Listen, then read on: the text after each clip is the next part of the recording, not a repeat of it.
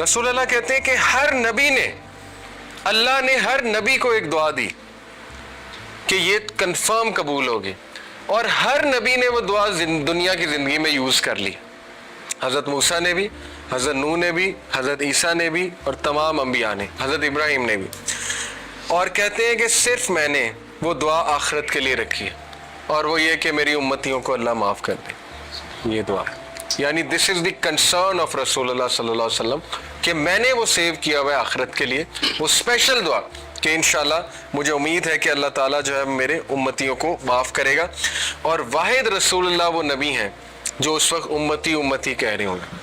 انس بن مالک کا ہاتھ پکڑا، ایک بار ہاتھ پکڑ کے پیار کیا، کہا انس میں آپ سے اللہ کے لیے محبت کرتا ہوں. تو حضرت انس جو ہے وہ رو پڑے، انہوں نے کہا اللہ کے نبی میں بھی آپ سے اللہ کے لیے محبت کرتا ہوں. تو کہا کہ کبھی بھی یہ دعا مت چھوڑیں نماز کے بعد، اللہم اعنی علی ذکرک و شکرک و حسن عبادتک. سکھانی یہ دعا تھی لیکن طریقہ دیکھ لیں کیا تھا. ٹھیک ہے، تو یہ آج دیکھیں نا کہ ہمیں یہ چیزوں سے نا وہ سکھایا جاتا ہے.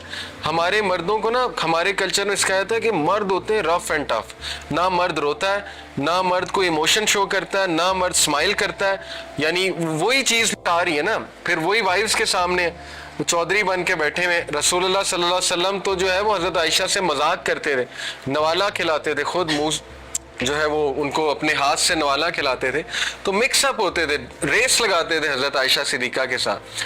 تو یہ جو کلچر ہے یہ سنہ کا کلچر نہیں ہے. یہ پتہ نہیں ہمارا کون سا کلچر ہے اور یہ کہاں سے آ گیا ہے. یہ کلچر ہم نے چینج کرنا ہے. رسول اللہ ایزی گوئنگ تھے، اللہ کے نبی رویا کرتے تھے. مرد روتا بھی ہے، ٹھیک ہے نا، مرد کے بھی ایموشنز ہوتے ہیں، مرد کے بھی جذبات ہوتے ہیں. تو یہ سارا ہمیں معاملہ رسول اللہ صلی اللہ علیہ وسلم سے نظر آ رہا ہے. شخص رسول اللہ صلی اللہ علیہ وسلم کے پاس آیا، فرمایا یا رسول اللہ قیامت کب آئے گی؟ اور رسول اللہ صلی اللہ علیہ وسلم ظاہر ہے ان کو نہیں معلوم، تو انہوں نے کہا what have you prepared for it when it comes. اصل کویسچن یہ نہیں ہے قیامت کب آئے گی، اصل کویسچن یہ ہے تم نے کیا کیا ہے اس کے بارے میں.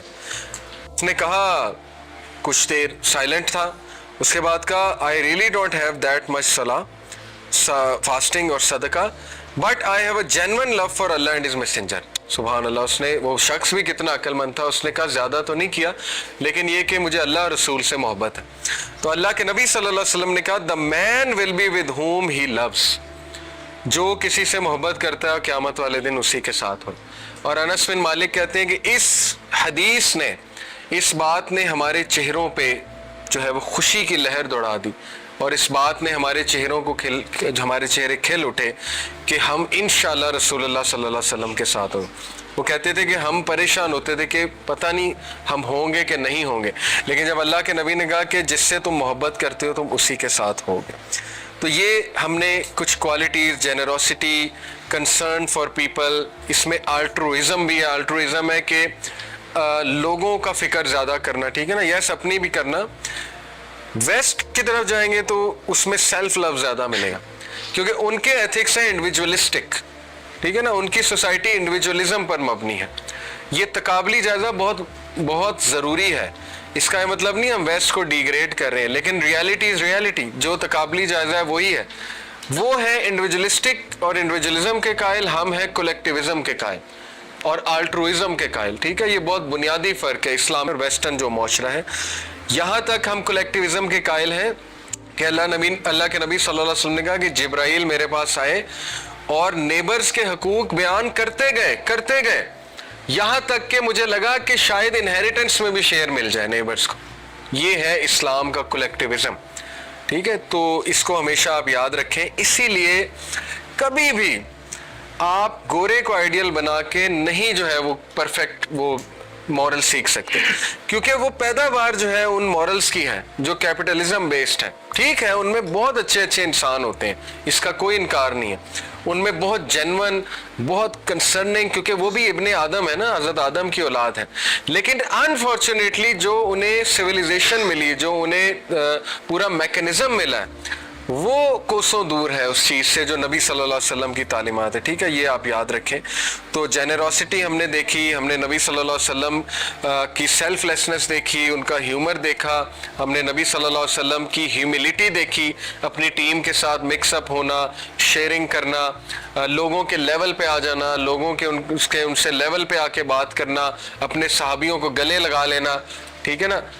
بس وہ ہے ہی رسول اللہ صلی اللہ علیہ وسلم جیسا خوبصورت دل, ان جیسا جینون کنسرن, ان جیسا جینون انسان آ ہی نہیں سکتا آج تک دنیا میں. معراج کے سفر پہ اللہ کے نبی صلی اللہ علیہ وسلم نے کیا چوز کیا تھا؟ جب جبرائیل نے ایک طرف جو ہے وہ وائن پیش کیا, ایک طرف ملک پیش کیا, ملک, تو حضرت جبرائیل نے کہا کہ آپ نے فطرت چوز کیا اور آپ کی امت فطرت پر ہوگی. یعنی فطرت سے مراد ہے کہ آپ جنون جو انسانی کوالٹیز ہیں آپ اس کا پورا ایک پیروکار ہے, مطلب اس کا ایک پورا وہ پیکر ہے, اور آپ کی جو امت ہوگی وہ ان میں بھی یہی کوالٹیز ہوں گی. آپ کو ایک عجیب بات بتاؤں قرآنک لینگویج, کہ اللہ سبحانہ و تعالیٰ نے جب بشارت دی نا حضرت ابراہیم کو حضرت اسحاق کی, تو کہا کہ اللہ تمہیں ایک علیم بیٹا دے رہا ہے, علم والا, بصیرت والا. اور جب حضرت اسماعیل کی بشارت دی تو کہا اللہ تمہیں ایک حلیم بیٹا دے رہا ہے, نرم مزاج. حلیم ہوتا ہے نرم مزاج, اسی لیے اسکالرز کہتے ہیں کہ امت مسلمہ نرم مزاج ہے. اور جو بنی اسرائیل ہے حضرت اسحاق کی اولاد, وہ ذرا جینیس مائنڈڈ, وہ علیم, نالجیبل, اور ظاہر ہے ان کا انٹرسٹ ذرا اس سائٹ پر زیادہ ہے. بہرحال یہ ایک پوائنٹ اخذ کیا ہے علماء نے. تو رسول اللہ صلی اللہ علیہ وسلم کا جو کنسیپٹ, جو کنسرن ہے امت کے لیے, وہ میں نے آپ کو بتایا. ابن مالک, انس ابن مالک جو ہے وہ نریٹ کرتے ہیں کہ آپ کوئکلی کمیونیکیشن کی بات کرتے ہیں. اللہ کے نبی صلی اللہ علیہ وسلم کی کمیونیکیشن کیسی تھی, اس پہ میں انشاءاللہ بہت ڈیٹیل میں آپ کو ایک تو حدیث انشاءاللہ سناؤں گا, قرآن سے ثابت کروں گا, اور کچھ حدیث بھی آپ کو جو ہے وہ سناتا ہوں. جہاں تک بات ہے سپیکنگ سٹائل کی, تو دیکھیں رسول اللہ صلی اللہ علیہ وسلم کو اللہ نے گفٹ دیا تھا, اور وہ انہوں نے خود کہا, صحیح بخاری کی حدیث ہے کہ I was sent with the characteristic of expressing many things with few words. اللہ نے مجھے جو فراست اور بلاغت دی ہے کہ رسول اللہ صلی اللہ علیہ وسلم بہت کم الفاظ میں بہت گہری بات کر جاتے تھے. اور یہ اللہ کی طرف سے, دیکھیں نا, علمہ البیان. اللہ کہتا ہے انسان کو بولنا کس نے سکھایا؟ میں نے سکھایا. تو اللہ چاہے تو وہ بولنا ختم بھی کر سکتا ہے اللہ. تو دیٹ از آور لارڈ, ہمارا رب ہمیں کنٹرول کر رہا ہے. خیر, اللہ کے نبی صلی اللہ علیہ وسلم کو اللہ سبحانہ و تعالیٰ نے یہ ایک بہت بڑا ایٹریبیوٹ دیا تھا. حضرت عائشہ کہتی ہیں کہ جب بھی کسی سینٹنس کو یا ورڈ کو ایمفسائز کرنا ہوتا تھا, اللہ کے نبی 3 بار ریپیٹ کرتے تھے. یہ بہت خوبصورت طریقہ ہے بولنے کا. اللہ معاف کرے, جو لینگویج آج کل ہمیں سکھائی جا رہی ہے نا میمرز کی طرف سے اور وہ روسٹرز کی طرف سے, اور جو اردش ایک ہماری چیز چل رہی ہے, وہ سارے ہی ہم بولتے ہیں. لیکن یہ کہ پرانے دور میں نا یہ لینگویج, اس کو سمجھا جاتا تھا کہ یہ بندہ باولا ہے, پاگل ہے. مطلب اس طرح کی لینگویج کوئی بولے نا تو اسے کہتے تھے فارغ بندہ ایسے. آج اس کو کول سمجھا جاتا ہے, ظاہر ہے اس لینگویج کو. خیر, لینگویج ہوتی ہے, جب تک اس میں کوئی فحش چیز نہ ہو تو کوئی بات نہیں, لینگویج بندے کی جیسی بھی ہو. لیکن ہمیں چاہیے کہ جتنا ہم کاپی کر سکیں اللہ